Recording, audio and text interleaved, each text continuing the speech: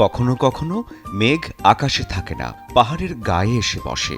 দূর থেকে মনে হয় সবুজ পাহাড়টাকে সাদা চাদরে ঢেকে দিয়েছে কেউ। মেঘ সরে গেলেই দেখা মেলে দূরের পাহাড়।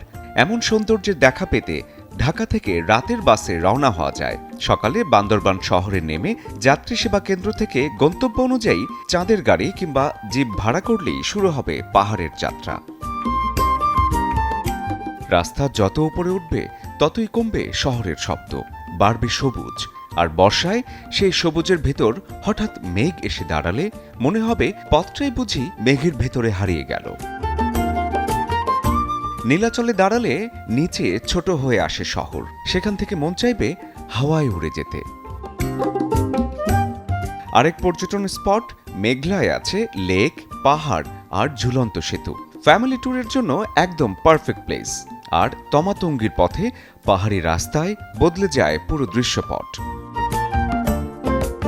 পথে ঝর্ণার শব্দ আর সৌন্দর্য আপনাকে মুগ্ধ করবেই, তবে না জেনে হঠাৎ ঝর্ণার পানিতে নামা যাবে না। হাতে সময় থাকলে স্বর্ণ মন্দির আর বগা লেকও যেতে পারেন, সাথে দেবতাখুম দেবে গহীনতার অনুভূতি।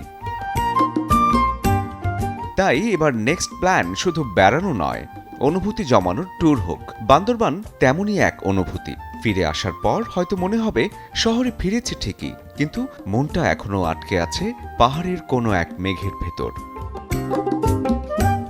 শরীফুল হক, চ্যানেল 24।